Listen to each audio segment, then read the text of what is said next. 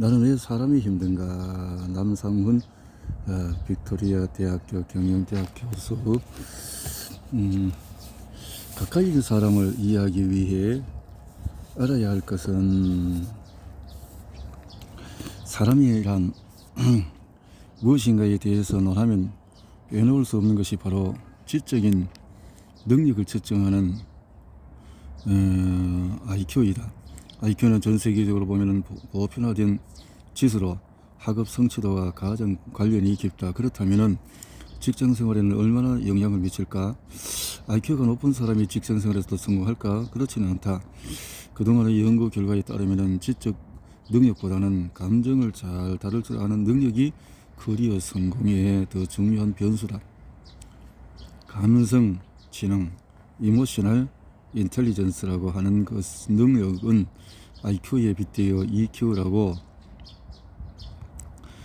통칭이 되며 인재 선발 요건 중에 하나가 되고 있다.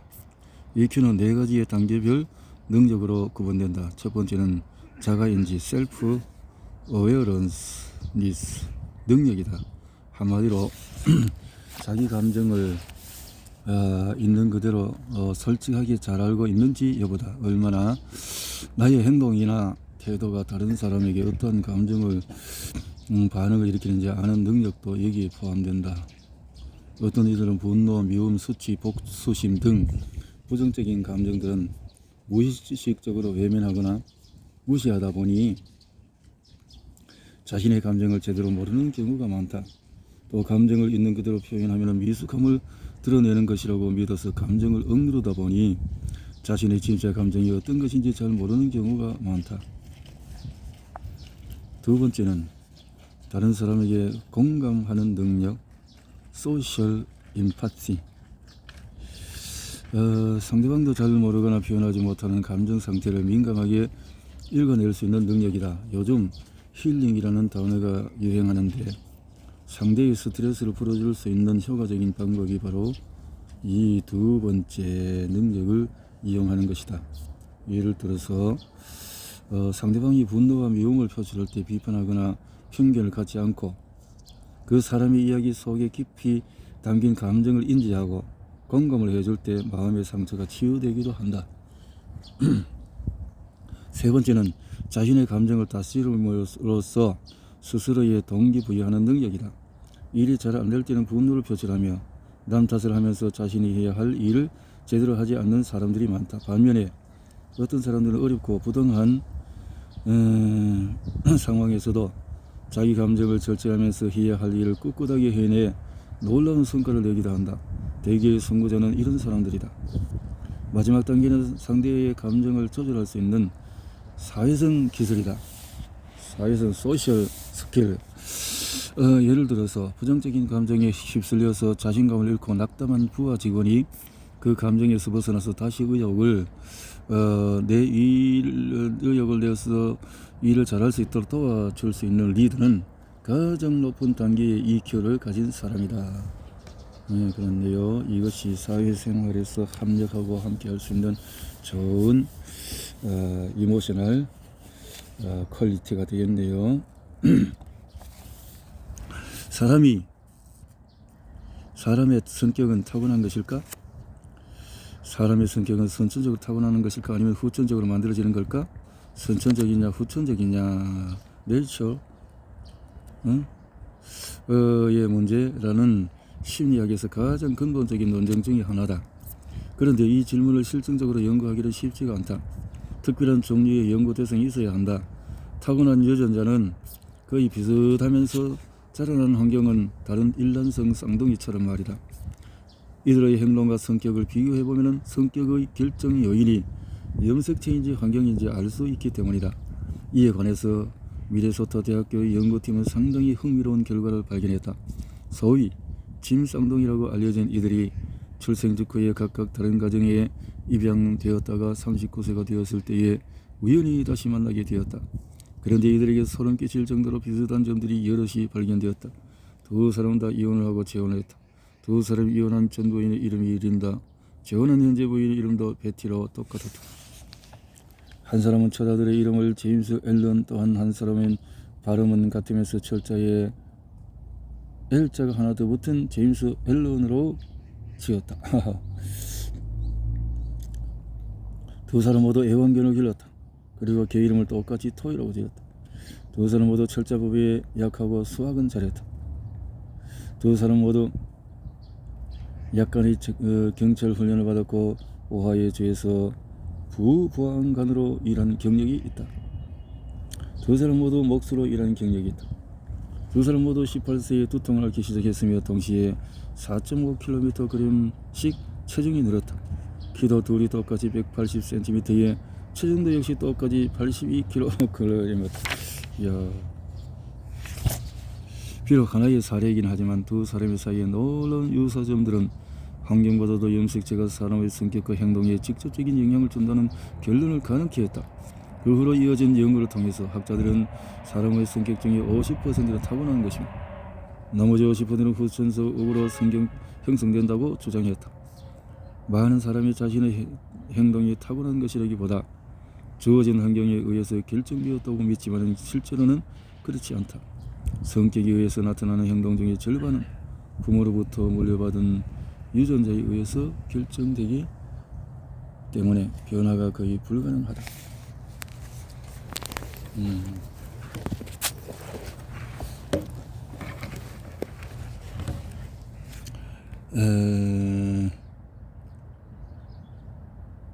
후천적으로 체대되는 나머지 절반도 이론적으로 변화는 가능하지만 실제적으로 변화를 일으키면 생각보다도 훨씬 많은 시간과 노력이 필요하다. 자신의 성격이 마음에 들지 않는다고 해도 막상 고치기는 힘든 것과 같다. 하물며 내가 아닌 다른 사람의 성격을 고쳐내는 것은 더 어려운 일이다. 아무리 힘이 있는 상사라 해도 부하 직원의 성격과 행동을 자신이 원하는 대로 바꾸기란 불가능에 가까운 일이다. 사람은 쉽게 변하는 존재가 아니기 때문이다. 사람을 조정할 수 있는 매뉴얼은 없다. 사람을 조정할 수 있는 매뉴얼은 없다. 사람은 결코 한두 가지 특징으로 규정할 수 없다. 여러 가지 측면들에 내재해 있으며 상충하는 것들도 존재한다. 살고자 하나 자기 파괴적인 측면이 있고 합리적인 합리화하는 건지도 불분명하다. 이성을 추구하나 감정에 쉽게 휘둘리는 존재이기도 하다. 선천적인 존재로 타고난 것들이 바뀌기는 어렵지만은 동시에 헬렌 켈러처럼 놀라운 후천적인 변화가 가능한 존재이기도 하다. 과학을 신봉하나 놀라울 정도로 미신적인 존재다. 이기적이면서 이타적인 측면도 갖고 있다. 사람 안에 존재하는 모순성은 이외에도 무수히 많다. 한마디로 정리하기 어려운 복잡한 존재가 사람이기 그렇기 때문에 나 자신이 어떤 사람인지 스스로도 이해가 안 되는 것이다. 하물며 다른 사람을 이해한다는 것은 얼마나 어려운 일일까? 기계를 새로 사면 매뉴얼이 따라온다. 거기에 있는 설명을 그대로 따라하면 기계를 원하는 대로 조정할 수 있다. 사람을 다룰 때도 마치 매뉴얼에 따라서 기계를 다루듯이 하는 경우가 많다. 만약에 매뉴얼대로 했는데 기계가 뜻대로 작동이 안 되면 매뉴얼이 틀렸을까? 아니면 기계에 문제가 있는 걸까? 보통은 기계가 고장난 것이라고 판단한다. 마찬가지로 사람들은 상대방이 내 뜻대로 움직이지 않으면 상대방이 잘못된 것이라고 여긴다. 여기서 많은 문제가 발생한다. 사람은 매뉴얼대로 움직이는 기계가 아니기 때문이다. 사람은 기계처럼 획일적인 존재가 아니라 각자 다르게 태어나서 저마다의 독특함을 가진 존재다. 이런 점에서 피조물로서 인간은 기계보다도 예술작품에 가깝다. 사람과 사람 간의 관계가 힘들 때에 우리는 문제가 상대방에 있다고 생각한다. 그래서 상대방을 바꿈으로써 문제를 해결하려고 한다. 그러나 한 발짝 뒤로 물러서서 생각해보자. 혹시 내가 문제일 가능성은 없을까? 상대방을 나에게 맞추려고 하기 전에 상대방이 갖고 있는 독특함을 이해하고 존중해주는 태도를 가지고 나를 상대에게 맞춰 보려는 노력을 해보면 어떨까? 특히 내 윗사람이라면 진지하고 겸손하게 한 번은 꼭 짚고 넘어갈 명제이다.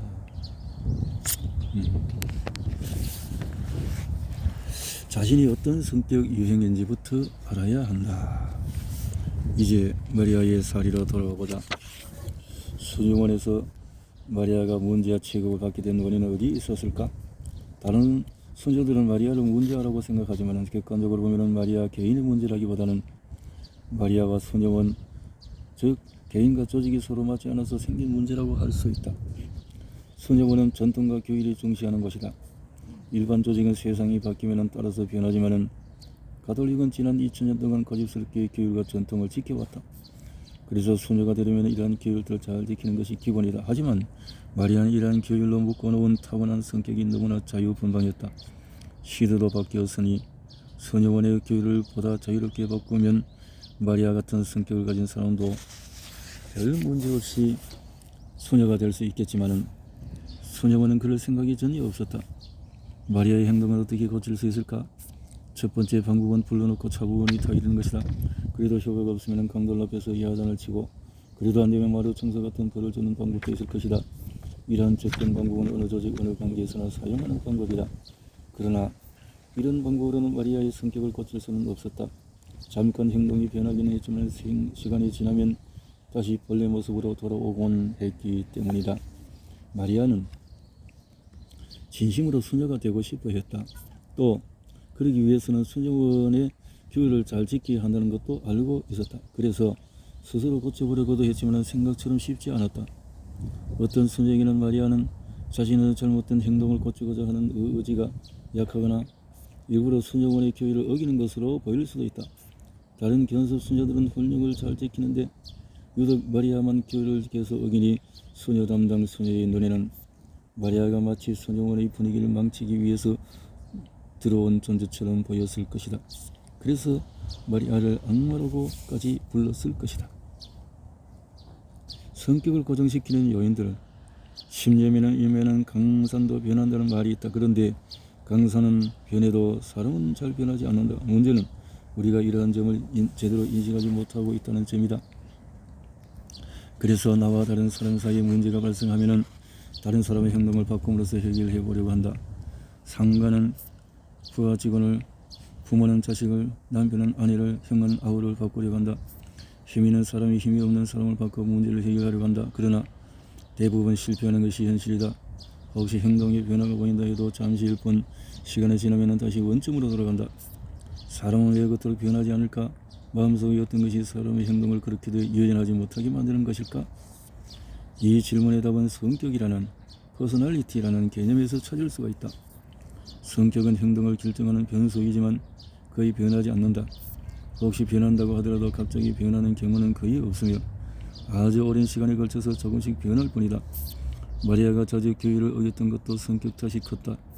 마리아는 자신의 행동을 반성하고 스스로 고쳐보려고도 했지만 타고난 성격은 쉽사리 고쳐질 수 있는 것이 아니다. 여기서 성격에 대해서 잠시 생각을 해보자. 사람이면 누구나 성격을 갖고 있다고 믿는다. 그러나 엄밀하게 따지면 성격은 정확하게 그 존재를 증명할 수 없는 대상이다. 아무도 그 실체를 본 사람이 없다. 다만 시간이 흐르고 환경이 바뀌어도 비슷한 행동이 반복되는 현상을 설명하기 위하여서 이론적으로 도입된 개념이 바로 성격이다. 그래서 성격 이론이라는 표현을 사용한다. 이는 지구의 중력이라는 개념을 과학적으로 증명할 수는 없지만 있다고 가정해야 설명이 되는 물리적인 현상이 많기 때문에 중력 이론이라고 부르는 것과 비슷한 논리다. 오랜만에 친한 친구들을 만날 때가 있다. 특히 외국에 있다가 한국에 돌아와서 옛 친구들을 만나보면 사람은 참 바뀌지 않는다는 것을 절감한다. 대학을 졸업하고 각각 다른 분야에서 직장생활하고 결혼을 해서 가정을 꾸리는 등 제법 큰 변화들이 있었음에도 불구하고 또 세월이 흘러서 외모에 변화가 생겼음에도 불구하고 친구들의 행동에는 거의 변화가 없다. 농담을 잘하던 친구는 아직도 농담을 잘하고 욕을 잘하던 친구는 역시 욕을 많이 한다. 사람의 행동에 있어서 이런 현상들은 성격 이론으로 설명할 수 있다. 성격이라는 개념은 서양에서 비롯된 것이다. 서양의 사고방식은 기독교적인 철학과 세계관과의 뿌리를 둔다. 기독교 교리에 의하면 사람은 신이 창조해서 만들어진 존재다. 창조란 예술가의 작품처럼 다 다르다는 뜻이다. 공장에서 만들어지는 제품들과는 달리 한 사람 한 사람 다르게 창조된 각 개인에게 독특함을 부여하는 것이 바로 성격이다. 따라서 사람의 성격은 다른 사람이 함부로 할 수 없는 신성한 대상이 된다. 성격 개선은 가능한 일일까? 한때 일본에서 기업 연수 프로그램으로 지옥 캠프라는 것이 유행했다. 캠프 입소자들 옷에 수치를 뜻하는 검은색 리본들이 붙여놓고 훈련 과정을 성공적으로 마칠 때까지 하나씩 제거해 리본을 다 제거한 사람만이 졸업할 수 있게 만들어진 프로그램이다. 이 리본을 다 떼어내면 자부심이 있는 사람이 된다는 의미는 아니다. 다만 자신의 수치스러운 면들을 겨우 다 떨쳐낸 사람이 된다는 뜻이다. 그런데 거기서 하는 훈련이라는 것이 평범한 회사원들로서는 상상할 수 없는 극기 훈련이었다. 육체적으로 힘들다기보다는 대낮에 양복을 차려입고 행인들이 지나다니는 길거리에서 큰 목소리로 노래를 부르게 하는 등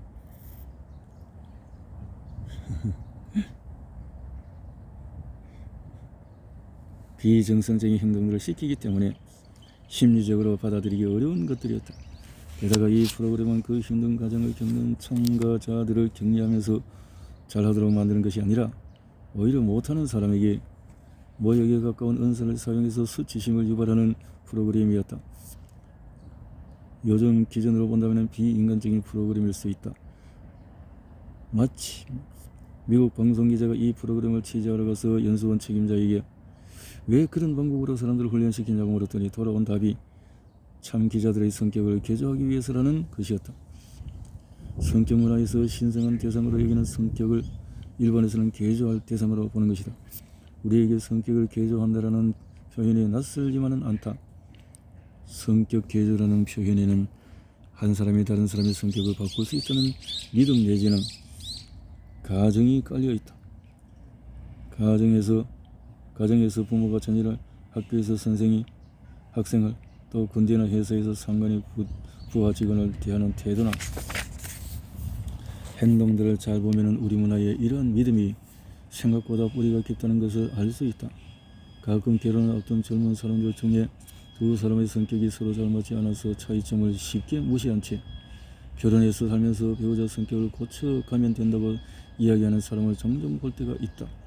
그러나 그런 결혼 생활은 당연히 갈등을 전제로 시작하는 것이다. 당신은 어떤 성격의 사람인가? 사람은 곧 성격이라고 생각하는 서양에서는 당연히 성격에 대한 연구가 많이 이루어졌다. 특히 심리학에서는 이전의 철학이나 종교 등과는 다른 방법으로 성격의 종류들을 찾아내고 측정하려는 노력을 많이 기울여왔다.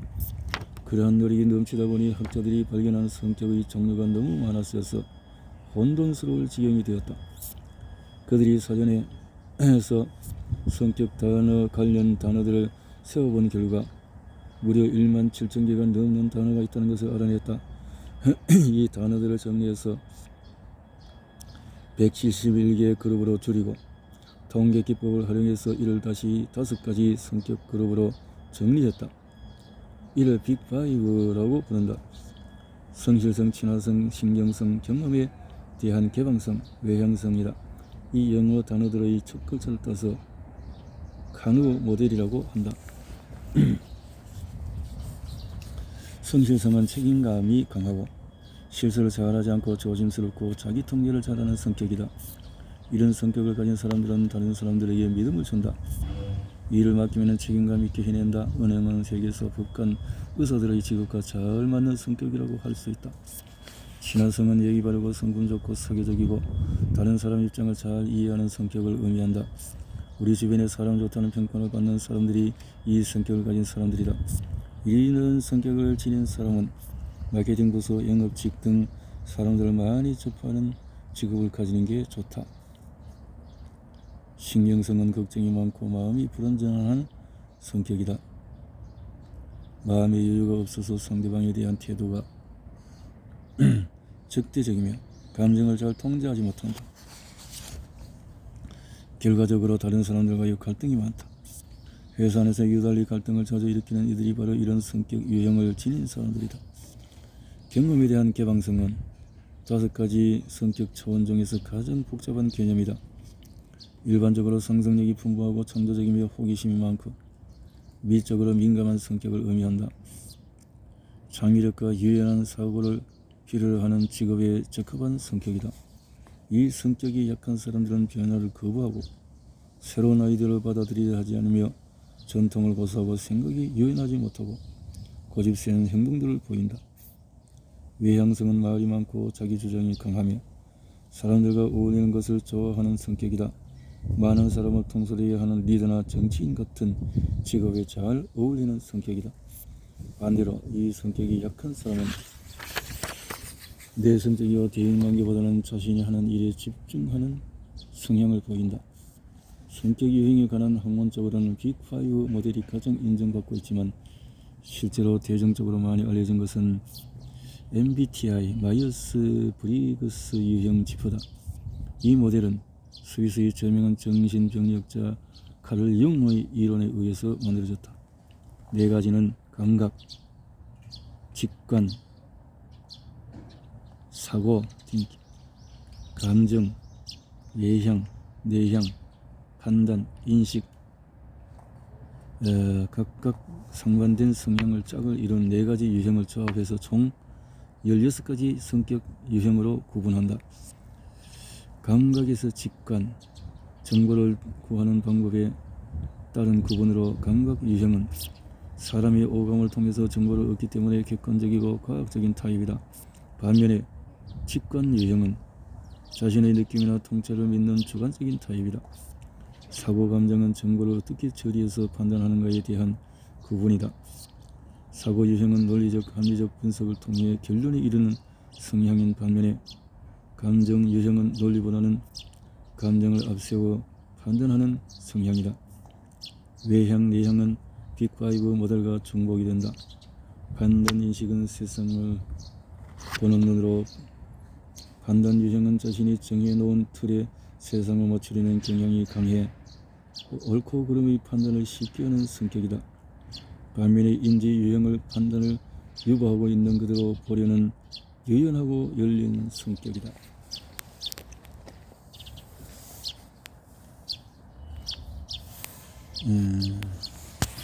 여기까지.